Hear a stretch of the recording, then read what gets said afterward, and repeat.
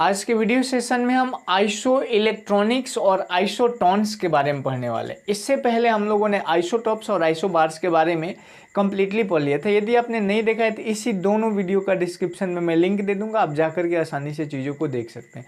और I believe मानिए, अगर उस वीडियो को आप समझेंगे तो ये चीज़ें आपको ज़्यादा समझ में आएगी। ठीक, तो हम लोग आते हैं इसके लिए। इसको पढ़ने के लिए थोड़ा सा आपको इलेक्ट्रॉनिक कॉन्फ़िगरेशन, इलेक्ट्रॉनिक विन्यास लिखने आना चाहिए, तभी ये टॉपिक आपको समझ में आएगा। ठीक है, समझते हैं हम लोग। आइसो इलेक्ट्रॉनिक्स का मतलब, इसका मतलब समझिए। आइसो का मतलब होता है इक्वल और इलेक्ट्रॉनिक्स का मतलब होता है नंबर ऑफ इलेक्ट्रॉन्स। ठीक है, आइसो का मतलब क्या हो गया बाबू? इक्वल। और इलेक्ट्रॉनिक्स का मतलब क्या हो गया? Electron, number of electrons, number of electrons. अब बताइए, ये चीज तो समझ आ रहा है कि बराबर होनी चाहिए। किसकी संख्या? तो नंबर ऑफ इलेक्ट्रॉन्स, इलेक्ट्रॉनों की संख्या। तो इलेक्ट्रॉनों की संख्या किसका होता है? या तो तत्व का, परमाणु का होगा, नहीं तो आयन का होगा, है ना। तो वैसे तत्व के परमाणु या आयन जिनमें इलेक्ट्रॉन्स की संख्या, इलेक्ट्रॉनों की संख्या समान हो, सम इलेक्ट्रॉनिक कहलाता है। इस नाम से भी आप सम मतलब बराबर, इलेक्ट्रॉनिक मतलब इलेक्ट्रॉनों की संख्या लिखेंगे। तत्व के, इसका डिफिनीशन की अगर बात करें तो तत्व के वह परमाणु या आयन, वह परमाणु या आयन, वह परमाणु या आयन जिनकी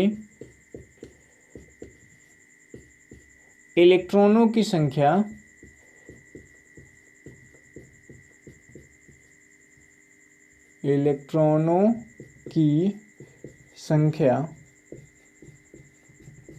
संख्या समान हो,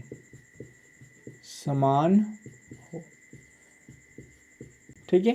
अब इसको लिखना जरूरी नहीं है कि उसको सम इलेक्ट्रॉनिक है, वो आप समझ रहे हो, लिख लोगे। ठीक, अब देखिए आप, इलेक्ट्रॉनिक कॉन्फ़िगरेशन की अगर हम बात करें तो वो किस पे डिपेंड करता है? नंबर ऑफ इलेक्ट्रॉन्स पे डिपेंड करता है, हमें पता है। मतलब इलेक्ट्रॉनों की संख्या अगर बराबर होगा तो उसका क्या होगा? इलेक्ट्रॉनिक विन्यास भी समान होगा। तो हम यहाँ पे एक चीज और लिख सकते हैं, सम इलेक्ट्रॉनिक के हम लिख सकते हैं, इसके इलेक्ट्रॉनिक कॉन्फ़िगरेशन,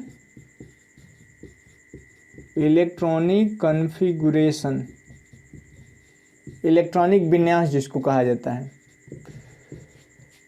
इसके इलेक्ट्रॉनिक विन्यास, इलेक्ट्रॉनिक कॉन्फ़िगरेशन समान होते हैं।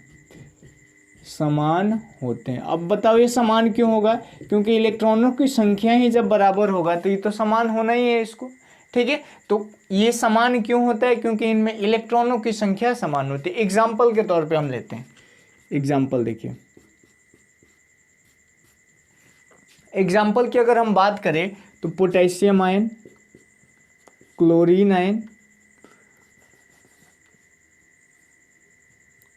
Ion, calcium plus ion, phosphorus -3 and argon. ठीक है, इस सब में आप इलेक्ट्रॉनों की संख्या निकाल करके देखिए, आपको चीजें समझ में आ जाएंगी। लिखेंगे यहाँ पे नंबर ऑफ इलेक्ट्रॉन्स, इलेक्ट्रॉन को माइनस चार्ज कहते हैं ना, नंबर ऑफ इलेक्ट्रॉन्स इन, सबसे पहले पोटेशियम आयन में इन के प्लस। तो कैसे निकालेंगे? के, तो परमाणु संख्या पोटेशियम का कितना होता है? 19, और प्लस आयन है कितना? 1, तो 1 घटा देंगे, कितना हो जाएगा? 18।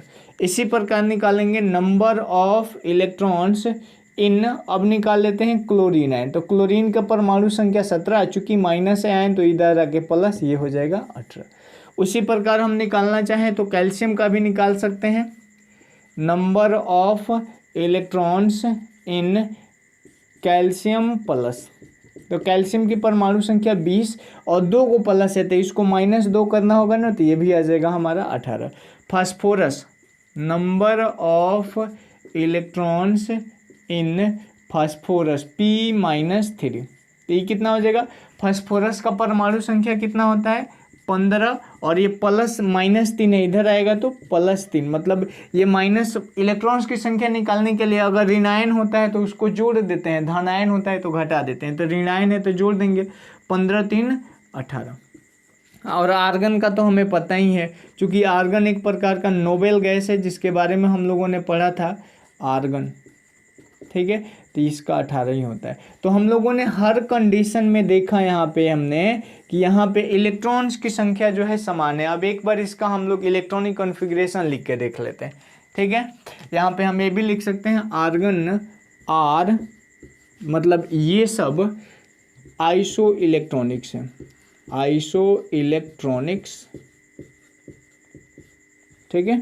अब आइसो इलेक्ट्रॉनिक्स कैसे हैं हम लोगों ने देख लिया।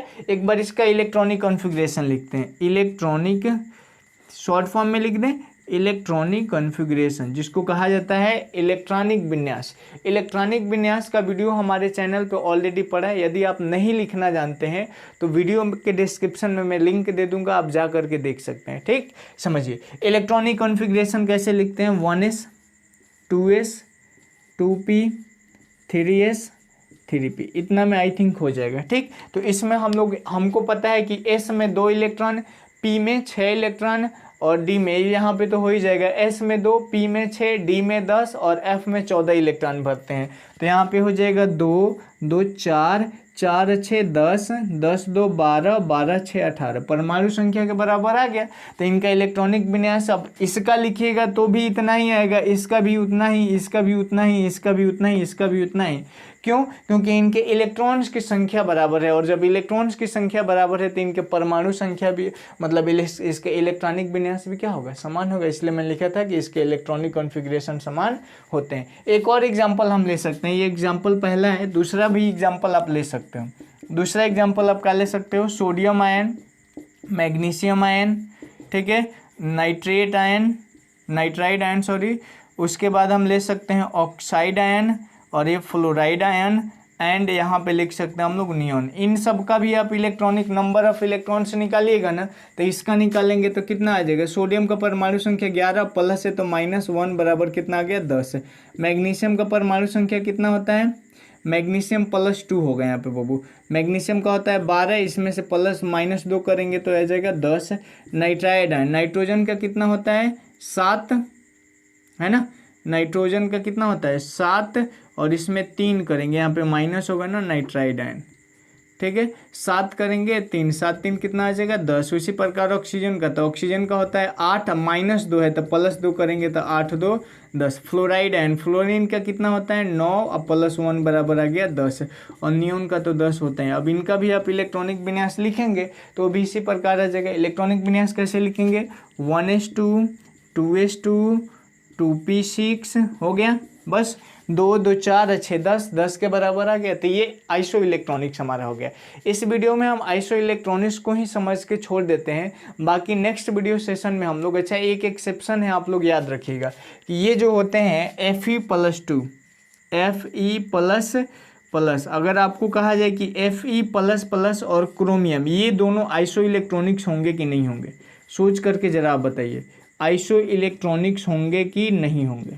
वैसे अगर जनरली देखा जाए, है ना, जनरली अगर देखा जाए तो यहाँ पे डायरेक्टली परमाणु संख्या निकालेंगे तो लोहे का कितना होता है 26, आयरन का 26, अब +2 है तो घटा देंगे -2 आ जाएगा 24 है, और क्रोमियम की भी परमाणु संख्या होती है 24 है। लेकिन हमें पता है कि क्रोमियम जो होता है वह इसका इलेक्ट्रॉनिक विन्यास s ऑर्बिटल में से खिसक जाता है, ठीक है।